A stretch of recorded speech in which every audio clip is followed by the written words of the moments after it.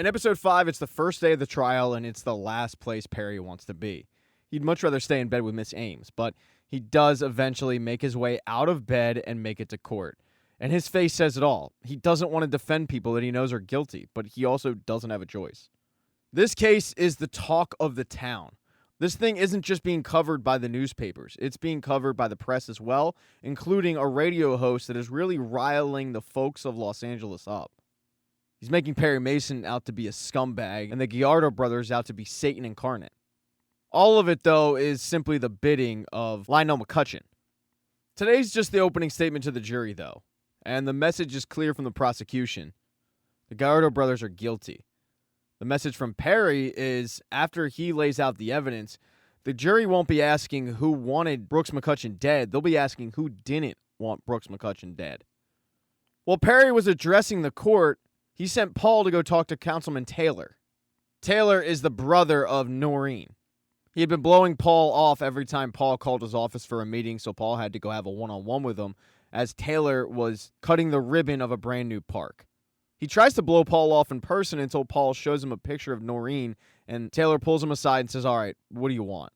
Paul asks Vince, "I'm just trying to connect dots here and figure out how your sister ended up in this situation."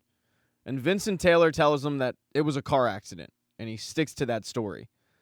When Paul brings up the fact that his sister clearly had something to do with Brooks McCutcheon, and he thinks the stadium project was in connection with it, Taylor just evades the questioning, telling him that he really doesn't appreciate private investigators snooping around family business.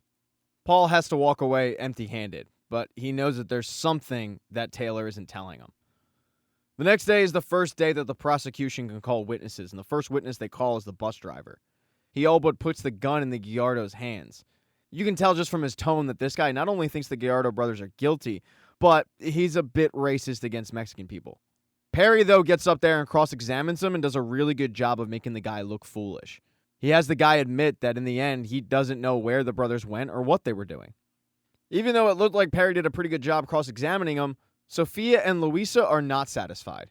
They feel like Perry could have done more. And Perry tells them, "My job right now is to make that jury think that it was anybody else other than Mateo and Rafael." And they say, "Well, what if somebody else did want Brooks dead?" They bring Perry back to their shack, and they show him what they found under that car, the bag full of cash. Now Perry's starting to get a clearer vision of what happened, that these brothers didn't just choose to kill Brooks, but that they were paid by somebody to do it. As Perry is leaving the Hooverville, though, he is unknowingly being watched by somebody, likely one of Lydell's guys. And it's not just Perry. Looks like Lydell also has people following Della when she goes to a gay club with Anita. When Perry gets back to the office, he meets with his brain trust, Paul and Della, and he tells them that neither Sophia or Luisa know when the brothers were hired or by whom. But this makes a lot more sense than the robbery gone wrong story that they were told. At least now, all Perry and the group have to do is find out who hired the brothers and who wanted Brooks dead. They start talking about the possibility of Taylor doing it, but Della shoots holes in that, just like she did with Holcomb the week before. They all know that they can't really go deeper with this until they talk to the Gallardo brothers themselves, find out what they're not telling them. They're planning on talking to them the next day at the court, but when they head to the courthouse, they're pretty surprised because Berger and Milligan offer them a deal.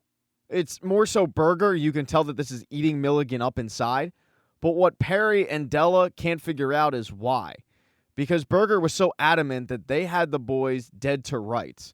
So it doesn't really make sense that all of a sudden they've changed their opinion, considering that they're the ones that are currently calling witnesses to the stand. Either way, Perry's going to take it to the Gallardo brothers, but the deal isn't that great.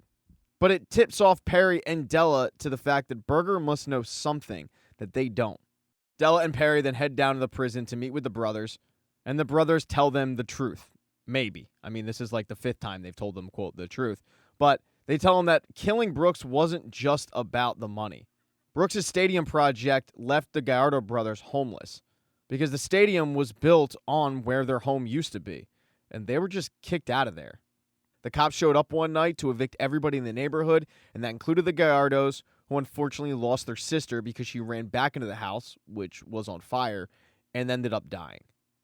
Perry then brings up the deal, and Mateo wants to consider it, but Rafael does not. And Perry convinces the boys to turn the deal down, because as he tells them, Whoever is pressuring Berger is doing so just based on what we know. And this person has a lot of power. Look, you boys killed a man. Your finger's on that trigger, but your finger clearly isn't the only one that was on that trigger. So let's dive deeper. Perry then sends word to Berger that they're not taking the deal and the court case is still on. It then takes Perry a little bit, but the boys eventually tell him that the guy who hired them to kill Brooks McCutcheon is someone named Ozzie Jackson. Now it's just a matter of tracking Ozzie Jackson down. And Paul has a pretty good idea of where this guy might be located, and also the fact that he's not the guy pulling the strings, he's simply a middleman. Unfortunately, though, Paul has his work cut out for him because the only recognizable thing the boys can tell Perry about Ozzie Jackson is the fact that he always wears Converse sneakers. That's it. When Paul goes home, he checks the photos that he took from Perkins' stakeout. There was a guy there wearing Converse sneakers, so he shows the picture to his brother-in-law, and his brother-in-law recognizes the guy. He tells him that he's a part of Perkins' crew, but warns him, you really should think twice about sticking your nose in this. Paul doesn't want to go right to Perkins, who is now out of prison. He wants to just snoop around the area to try to find Ozzie, but he comes up empty. Nobody knows where this guy is. Eventually, he has to walk up to Perkins' club, and he bargains with him, showing him the photos that he himself took, but saying, I know who took these photos. I know these photos gave you trouble with the people downtown. I know you're out on bail. And I know that the only way that you end up going to jail is if the guy who took these photos testifies against you. But I can make sure that he doesn't. And all I ask in return is that you find me Ozzie Jackson. Because word is that Ozzie Jackson paid those kids to shoot Brooks McCutcheon. But I'm fairly certain that Ozzie was a middleman, which means that he got paid. And I don't think he ended up paying you, which would be customary. So you find me Ozzie Jackson, and I'll find you the guy who took these pictures. Perkins agrees, and later that night, Paul gets a phone call from Perkins telling him, come down to the hotel, I've got Jackson. When Paul shows up, Ozzie's sitting down, but while he's not tied up, he might as well be. He ain't going anywhere. When Ozzie refuses to talk to Paul, Perkins bitch slaps him, forcing him to talk to Paul. But before Perkins allows Paul to ask any questions, really, of substance, he wants his end of the deal. And Paul says, all right, I'll tell you who took those pictures. It was me. I never meant for it to get that far, but I'm telling you now, I'm not going to testify against you. Perkins looks at him because he's pissed and says, your word, that it? I need you to understand whose kingdom you're in. You know what? If you want answers, you'll have to put a beating on this man until your fist aches. And Paul doesn't want to beat up Ozzie, but he also doesn't have a choice. Perkins is big, and he's got two other guys who are big. Every time Ozzie says he doesn't know something, he gets punched in the face. But eventually, the story that he tells Paul is that he was paid. It was from some guy who's fancy and he's dealt with for a while. The guy had a drug addict of a wife, and he would come down and pay Ozzie not to sell to her.